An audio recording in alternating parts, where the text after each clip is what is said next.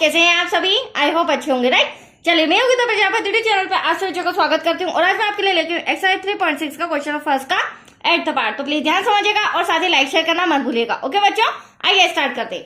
देखिए क्या कहना है इस क्वेश्चन में, निम्न समीकरणों के युग्मों को रैखिक समीकरणों के युग्म में बदल करके हल कीजिए। तो आपको निम्न समीकरण दिया गया है, इसे हमें पहले रैखिक समीकरण में कन्वर्ट करना है, चेंज करना है और जैसे रैखिक समीकरण हमारा आ जाता है फिर उसे हम या तो विलोपन विधि से, प्रतिस्थापन या अदर किसी मेथड से सॉल्व कर सकते हैं, राइट बच्चों। तो आइए स्टार्ट करते हैं। सबसे पहले हम लाएंगे रैखिक समीकरण। अब आप देख सकते हैं सम के अंदर बच्चों 1 के डिवाइड में 3x प्लस वाई और यहाँ पर 1 के डिवाइड में 3x प्लस वाई बट 2 भी एक्स्ट्रा आ रहा है और यहाँ पे 3x माइनस वाई और यहाँ पर भी 2 एक्स्ट्रा आ रहा है और 3x माइनस वाई, मतलब x y तो सेम है बट यहाँ पर सेकेंड इक्वेशन में 2 एक्स्ट्रा आ रहा है। तो हमें निम्न समीकरण में 2 का भाग देना होगा और इस पूरे समीकरण में ही 2 का भाग होगा। तो यहाँ भी 2 कैंसिल हो जाएगा, यहाँ भी 2 कैंसिल हो जाएगा और यहाँ भी 2 कैंसिल हो जाएगा, राइट। ताकि जब कैंसिल करेंगे तो हमारा फर्स्ट इक्वेशन और सेकेंड इक्वेशन सेम सेम हो जाएगा, राइट बच्चों। और ऐसा क्यों कर रही हूँ वो आपको पता ही है, हमें मानना पड़ेगा यहाँ पर। तो चलिए, निम्न समीकरण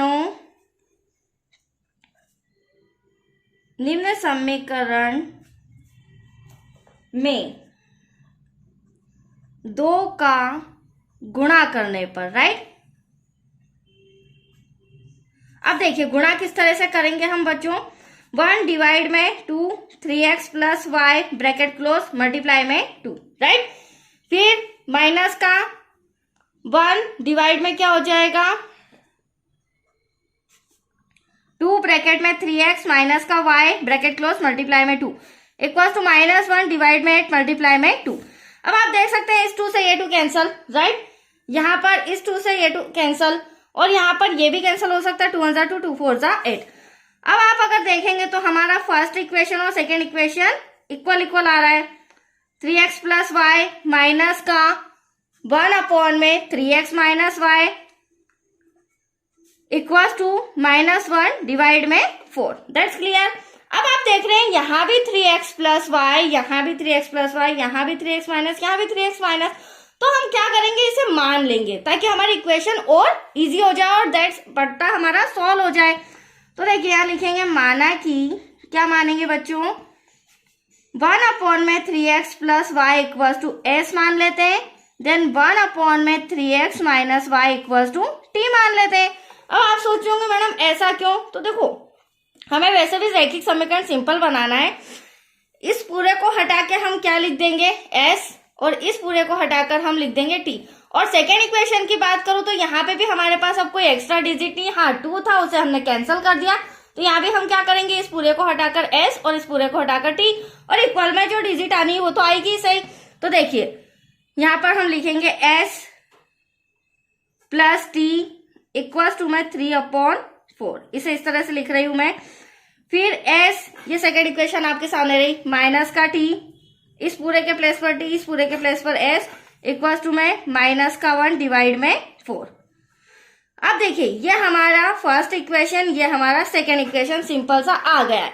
अब इसी को हमें सॉल्व करना है तो इसे हम विलोपन विधि से सॉल्व करेंगे, राइट बच्चों। देखिए, और विलोपन विधि में सॉल्व करने के लिए s के गुणांक या t के गुणांक सेम आना चाहिए। तो यहाँ s के गुणांक भी सेम है, t के गुणांक भी सेम है। और दूसरा इंपॉर्टेंट पॉइंट कि जो भी गुणांक सेम आते हैं उनके चिन्ह अपोजिट होना चाहिए। तो यहाँ t सेम आ रहा है और चिन्ह अपोजिट आ रहे हैं, तो यही कि हम hand to hand plus minus cancel कर देते हैं, राइट। अब s 2s हो जाएगा। यहाँ क्या करना है रफ में समझिए, ये 3/4 है, राइट बच्चों।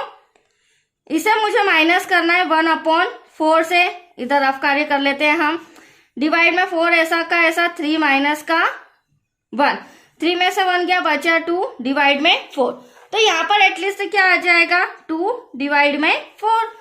अब अगली स्टेप में हमें s चाहिए तो इंटू का 2 कहाँ जाएगा डिवाइड में, जिसे हम यहाँ सॉल्व कर लेते हैं। देखिए s इक्वल्स टू 2 डिवाइड में 4 और जो इंटू का 2 था वो हम डिवाइड में ले आए, तो 2 से 2 कैंसल, s इक्वल्स टू आया हमारा 1/4, राइट बच्चों। अब s का मान हम समीकरण फर्स्ट या सेकंड किसी में भी रख के t का मान निकाल लेते हैं। तो यहाँ लिखेंगे s का मान समीकरण 1 में रखने पर। अब समीकरण 1 क्या है बच्चों, अभी आपके सामने मैंने सॉल्व किया था, s plus T equals to 3 upon में 4, राइट। अब हम इस तरह से लिख सकते हैं, एस आपके सामने 1/4 आया है, तो ये रहा 1/4 प्लस टी ऐसा का ऐसा, ये रहा 3/4। अब क्या करेंगे अगली स्टेप में, 3/4 वहीं रहेगा, प्लस का 1/4 इधर आके क्या हो जाएगा बच्चों, माइनस का हो जाएगा। अब इन दोनों के अपॉन में 4 है, एक कॉमन ले लेते हैं। जब भी हम कॉमन लेते हैं डिवाइड में, तो ऊपर की डिजिट ऐसी की ऐसी आती है, राइट। अब हम क्या करेंगे, 3 में से 1 गया, बचा 2 अपॉन में 4, 2 1 2 2 2 4, तो एटलीस्ट टी इक्वल टू आया हमारा 1 2, राइट। अब देखिए एस और टी की वैल्यूज तो आ गई है, बट हमारा आंसर अभी भी नहीं आया, क्योंकि एस और टी को तो हमने माना था, यहाँ पर क्या माना था, 1 अपॉन में 3x plus Y equal to S और 1 अपॉन में 3x minus Y equal to T. तो चलिए अब हम वैल्यू लिख के x और y की वैल्यू निकालते हैं।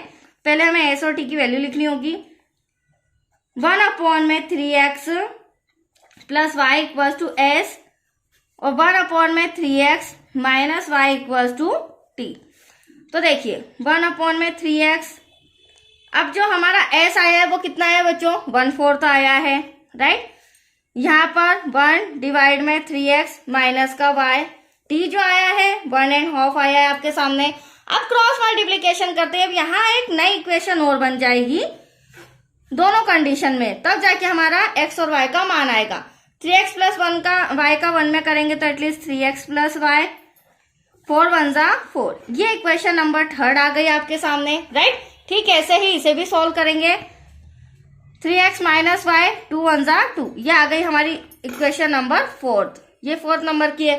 अब समीकरण 3 और 4 को हम सॉल्व करेंगे, वो भी विलोपन विधि से, राइट बच्चों। तो यहाँ लिख लेते हैं समीकरण 3 और 4 से, 3 व 4 से।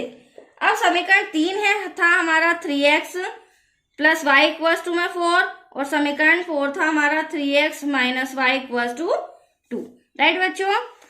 चलिए विलोपन मेथड, हमारे y के गुणांक सेम है और इनके चिन्ह भी अपोजिट है, तो क्यों ना इन्हें कैंसिल कर देते। 3 और 6x हो जाएगा, 4 और 2 6 हो जाएगा, x इक्वल टू 6 इंटू का 6 डिवाइड में बचा x इक्वल टू 1, 6 से 6 कैंसिल हो गया। अब x का मान हम समीकरण फर्स्ट में भी रख सकते हैं, समीकरण सेकंड में भी रख सकते हैं। तो यहां लिखेंगे x का मान, क्योंकि हमारा x आ गया है, अब हमें y का मान निकालना है, राइट। देखिए 3x प्लस का y इक्वल टू 4, 3 ऐसा का ऐसा, x के प्लेस पर क्या आ जाएगा बच्चों, 1।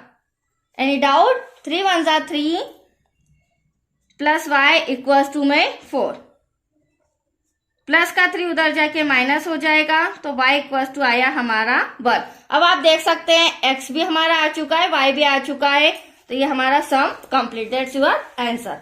तो आया बच्चों आपको समझ में, आज ये फर्स्ट सम कंप्लीट हो चुका है, जिसके 8 पार्ट मैंने करा दिए हैं। अब नेक्स्ट वीडियो मिलेगा आपको क्वेश्चन सेकंड से रिलेटेड। ओके, थैंक यू बच्चों।